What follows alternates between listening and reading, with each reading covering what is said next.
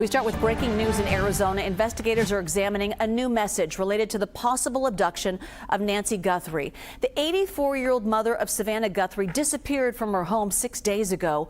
A ransom demand shared with the FBI earlier this week contained an initial deadline for Thursday and a second one for Monday. No details yet from authorities on the contents of that new message, but it comes after Savannah Guthrie shared a video of her brother Cameron urging whoever took Nancy to contact the family. CBS News correspondent Jonathan Vigliotti is in Tucson, Arizona with the latest on the investigation. Tonight, the FBI and Pima County Sheriff are reviewing what's being characterized as a new message in Nancy Guthrie's disappearance. In a joint statement, they say investigators are actively inspecting the information provided in the message for its authenticity. This comes as the Guthrie family has been pleading for communication. On Thursday, the FBI confirmed it was taking an unverified ransom note seriously. It demanded payment in Bitcoin and set two deadlines, one that passed yesterday, but left no way of reaching out. We need a way to communicate with you so we can move forward. It is unclear whether the two forms of communication are connected. It's been nearly a week since Guthrie disappeared, and new today, the sheriff tells me they're being cautious about revealing how the home was entered. How do you think that the abductor may have entered the home? Was it through the front door? You know, I'm not going to talk about entry or exit. That's a key portion of this case. So are you saying there was no sign of forced entry? I'm not saying either. We've not said whether it's forced or unforced. Let me ask you, why would you not put that out? Well, because it's critical to the case. It is still unknown who took Nancy Guthrie. What I look at is, do you have anybody in front of you that you go, wow, this is the guy? We don't. Nobody's ruled out. Nobody's ruled out. Nobody's ruled out yet at this point. According to the updated timeline law enforcement released on Thursday, there was about a 41-minute window from the time the doorbell camera disconnected to when Nancy Guthrie's pacemaker app disconnected from her phone left behind. Within this time frame, software detected movement at 2:12 a.m., but it wasn't recorded. Sheriff Nanos has remained in touch with the family. They're devastated. It's their mom. They're hurting. Are they doing as best they can? I hope so.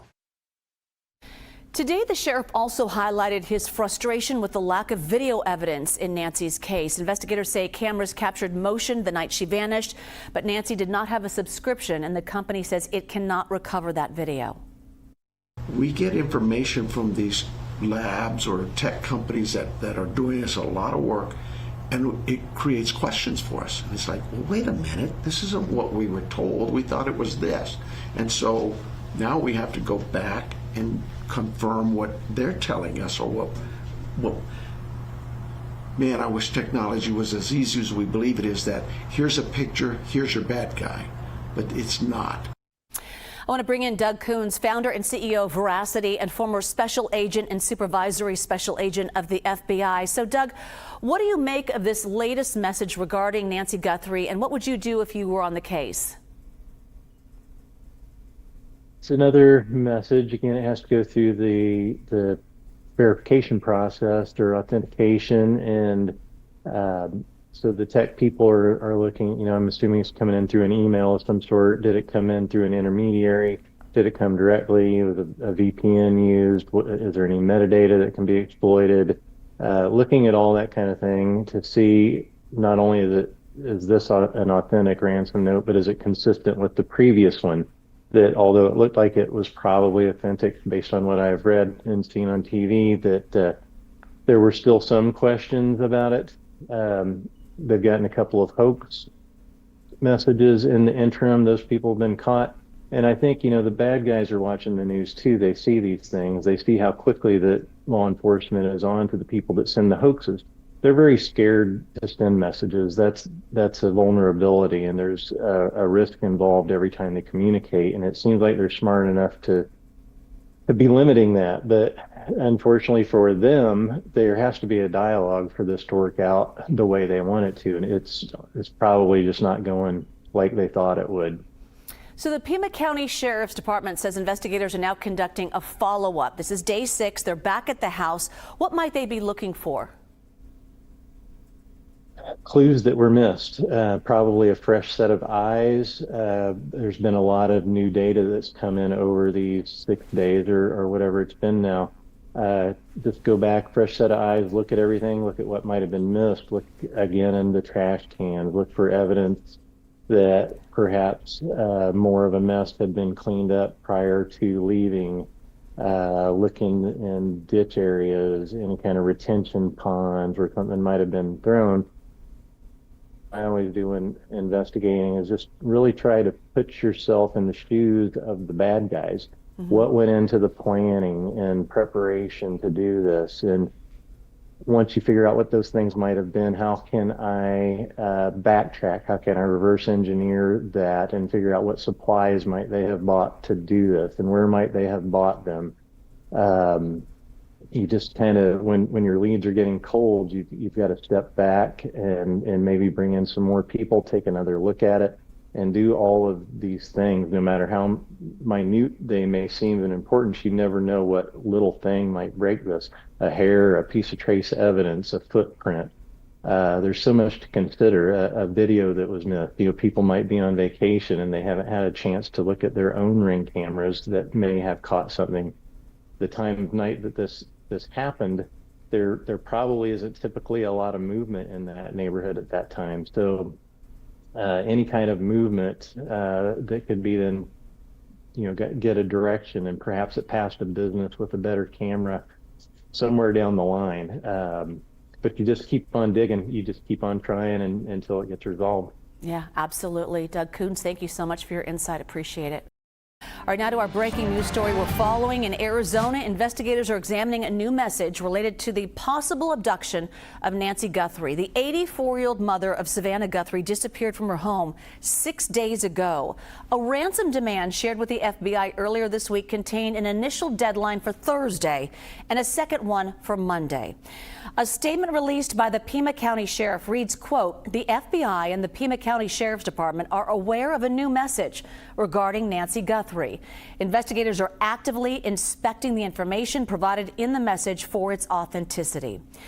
No details yet from authorities on the contents of that message, but it comes after Savannah Guthrie shared a video of her brother Cameron urging whoever took Nancy to contact the family. So I want to bring in Jeff Harp, a former FBI agent, to talk more about this. So Jeff, let's talk about this new message. How do you think investigators are working to verify the authenticity of it and ensure that it's actually coming from the same sender as the initial demand? Well, there's so many sophisticated ways to disguise your IP address, even go through some of the dark web content. So I'm sure they're looking at that and they're trying to make a determination whether it is actually valid and real. I have been watching a lot of the news footage today, and it does appear as though the FBI has gone back to the house and they're looking for something. So maybe there was something specific in that new note that the FBI is going back to verify. I'm suspect of a lot of things that are going on just because the fact there's people can get access to so many things through technology that they can find ways to manipulate data and look at photographs and come up with conclusions that can mislead the family. I really hope this is the real deal so they can at least make some progress on getting a proof of life. Yeah, so the search for Nancy is now on day 6. So what stands out to you so far? And then what elements of this case maybe seem unusual to you? Well, and so it's interesting. If you look back at the initial release of the crime scene, it happened pretty quickly. Then you saw law enforcement go back in and re-secure the crime scene, maybe based on some information that they obtained or just collaborating together. Always when you get all these law enforcement heads together and collaborate, ideas come to fruition of like, you know what, I didn't think about that. And so they probably went back and looked at some things. And now we have a new letter, and there may be information obtained in that letter that the general public doesn't know, and really nobody would know unless they were at the residence. Yeah, I'm sure there's so many things behind the scenes that we don't know, and for good reason. So let's talk about some of the messages released from the family. We had one from Savannah and her sister, and then her brother Cameron yesterday. Do you think that might be another crucial element, hearing from the family again? Yeah, I mean, there's always a plea, and I keep listening to some of the experts talk about, the way this investigation's sort of unfolding.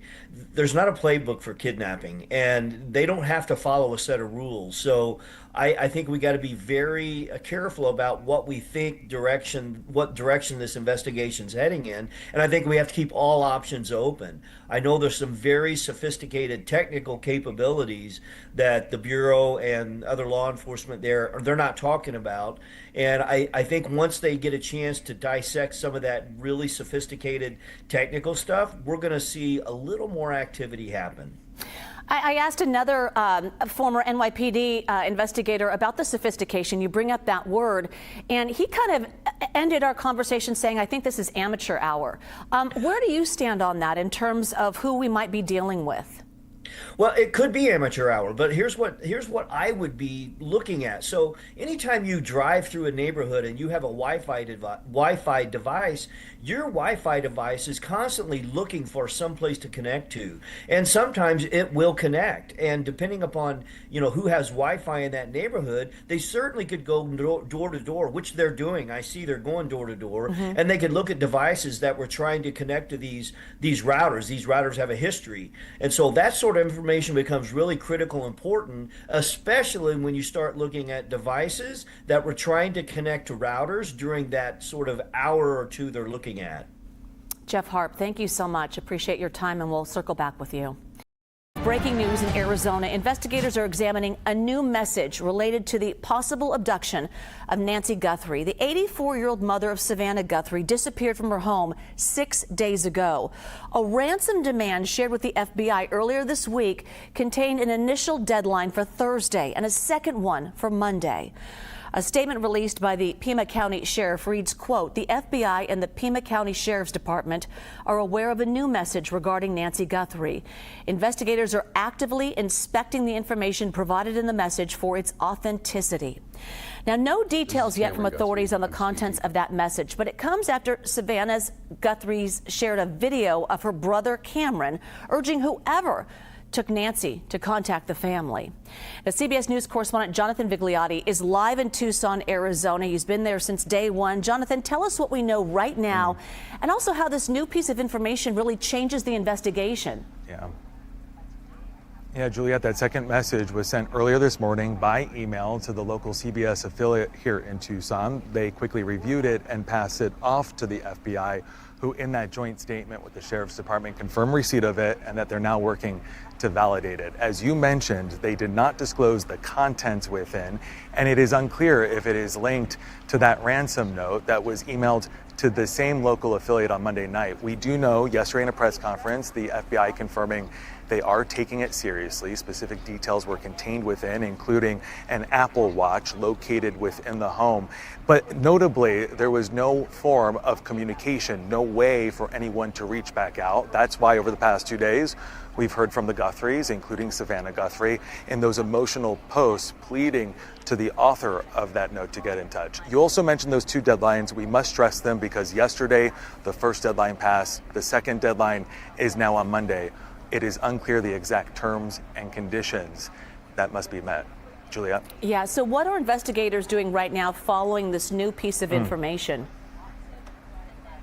Yeah, just moments ago, sheriff deputies here, they closed down the street in front of Nancy Guthrie's homes, telling me that detectives are now coming in to search the property yet again. I say yet again because this is now the third time this week they have returned to the property. What they're searching for, if this is in any way connected to that message, at this hour is unclear as we enter day 6. I spoke with the sheriff earlier today.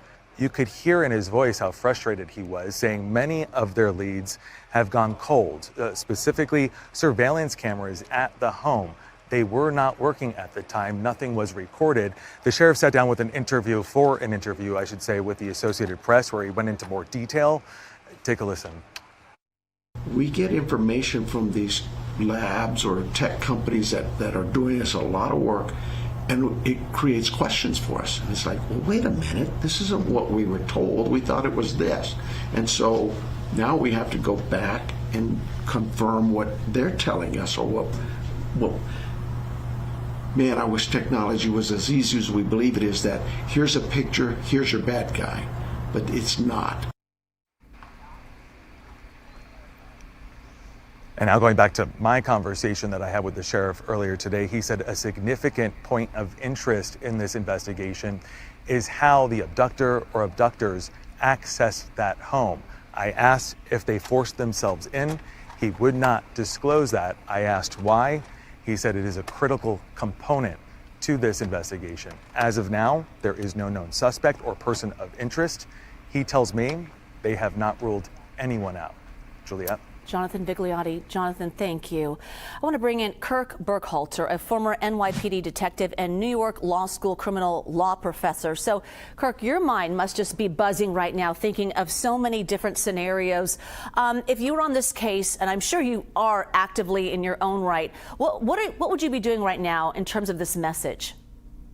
Certainly, and you're right, I'm actively on it in my own mind, of course. But with this message, the sheriff, I think, is operating quite prudently by keeping information close to the vest, because with each message, there has to be an attempt to verify the authenticity of the messages, not only each message, but to determine if the various messages are connected to the same senders. And that may be the reason why we see investigators returning to the home in an attempt to verify different portions of information. I think nothing is off the table, including that this may have been an abduction of opportunity, right? It may have been someone attempting to burglarize the home, commit some form of larceny, take property, and did not expect the victim to be there, and it was a crime of opportunity. I think nothing is off the table here, and my heart goes out to the investigators because, as he mentioned, the public is used to a certain level of closure because of technology, but it doesn't always work that way. It's not like what we see on television or in the movies. Yeah, that's so true. So the Pima County Sheriff gave really no details about what the message said. So why release a statement at all? What is the strategy behind that? What do negotiators want to signal to the person who sent this message? Well, I think first and foremost, negotiators and the law enforcement authorities want to in some way signal the willingness to communicate, to open up a dialogue, and to obtain some form of proof of life. That is extremely important. And second, I think it's helpful to keep the public apprised in some way, shape, or form as to how the investigation is going. You can't just have a complete news blackout in matters like this, and certainly when this is such a high-profile person. But the primary purpose now, I think, or goal, is to generate some form of dialogue. So the initial ransom demand was sent via email to a local news station. So depending on how this message was sent, could it be traced back to the sender? It certainly could be. We have the technology to do so. However, where is the sender sending it from? Quite often you'll trace these emails and they go back to, a country overseas. Could be someone obtaining some type of phone that has internet access and then throwing the phone and the SIM card away. There are just so many ways to mask one's email address. I would suspect if someone was sending this email from their home, the FBI and all the law enforcement agencies involved would have knocked at their door already. So it's a high possibility that even though it's traceable, that may not lead investigators back to the actual offenders. And given where we are right now, day 6, are you able to gauge the level of expertise, possibly in technology and in how they did this crime, a rating of where they are in terms of their own manpower and their own strategies? Meaning if we're talking about the abductors, it's hard to say, but my gut feeling is that they didn't have this planned out completely, right? So they're communicating with, or attempting to communicate, if this is them, with different outlets. They didn't provide the proof of life. Even their demands are quite vague. Usually someone that would make this effort, take this risk for such a serious crime is going to plan this out, plan out the method of communication and so forth. So maybe a bit of amateur hour here. All right. Well, we'll stay on top of this, as I know you will too. Kirk Burkhalter, thank you so much. We'll circle back with you and continue to follow this. Hello, and thank you for joining us. We begin on day 6 of the search for Nancy Guthrie. Law enforcement has still not identified any primary suspects in the disappearance of the 84-year-old mother of Today Show co-host Savannah Guthrie. The local sheriff's department says they are aware of another letter sent to a local news station but have not provided further detail. Despite that, officials are still expressing hope of Nancy's return. People will ask me, well, Sheriff, why do you believe she's alive? Why do you believe she's dead? We don't have evidence either way. I have to allow the evidence to convince me what it is we're looking at. That first ransom note that law enforcement said they're taking seriously gave a deadline of last night at 5 p.m. After that deadline passed, Nancy's son posted another video issuing a plea to whoever may be holding his mother. This is Cameron Guthrie. I'm speaking for the Guthrie family. Whoever is out there holding our mother, we want to hear from you. We haven't heard anything directly. We need you to reach out, and we need a way to communicate with you so we can move forward. But first, we have to know that you have our mom. We want to talk to you, and we are waiting for contact. CBS News reporter Andres Gutierrez joins us now from Tucson, Arizona. Andres, what do we know about the second message that officials are looking into? Lindsay, the CBS station here in Tucson says it has received a new message regarding Nancy Guthrie's disappearance. The station says it was forwarded late this afternoon, and they have sent it over to law enforcement. The Pima County Sheriff's Department ended up issuing a statement in response to them receiving that note, saying, quote, the FBI and Pima County Sheriff's Department are aware of a new message regarding Nancy Guthrie. Investigators are actively inspecting the information provided in the message for its authenticity. So the big question now, is it from the same people or group that ended up sending that first one? Did they use the same untraceable service to email to the television station as they did with the first note? The FBI is now the lead agency handling this ransom note. They're also the ones that are offering a $50,000 reward for information leading to the recovery of Nancy Guthrie or an arrest in this case. As for they're trying to verify the latest note, they have investigators also found out conducting interviews, including family members. Law enforcement officials have said that they are speaking to anyone who may have had contact with Mrs. Guthrie, and that this is a common practice to rule out potential suspects and to build a timeline on the victim's last known whereabouts. In an interview this afternoon, the sheriff, Chris Nanos, told CBS News that tests do confirm that the blood found at the home belongs to Nancy Guthrie, but he would not speculate about the injuries. He also says that there is still hope that she's alive because there is no evidence either way, that investigators are right now reviewing hundreds of vehicles that may have been in and around the area around the time of her disappearance. And you spoke to Arizona Democratic Senator Mark Kelly. Obviously, he and his wife, former Representative Gabby Giffords, called Tucson home. What did he say? Yeah, he showed up here this afternoon to visit with Chris Nanos, the sheriff, provide support, dropping off some donuts, some coffee. He says that he has known personally Savannah for years and that she has deep roots in this city. And he says that Tucson ends up galvanizing, coming together in moments like this during crisis, like they did 15 years ago when his wife was wounded at a supermarket here when she was a politician in town. He ended up saying that Savannah did reach out to him as she was heading to the airport here to be part of this investigation. Here, let's take a listen. She's a friend. I've known her, and I just want to be there to support her. And I could hear. I didn't have much information, but I could hear, how stressful of a situation this was for her. But this case is in very capable hands with the sheriff and with the FBI, and I know they're doing everything they can. Kelly is urging anyone with information to reach out to the Pima County Sheriff's Department as well as the FBI, that no tip out there is too small in this case. Andres Gutierrez, thank you. And we want to share this with you. Take a look at the numbers on your screen. They are for the Pima County Sheriff's Department's tip line for anyone with possible information about Nancy Guthrie's disappearance. 520-351-4900, 88crime.org.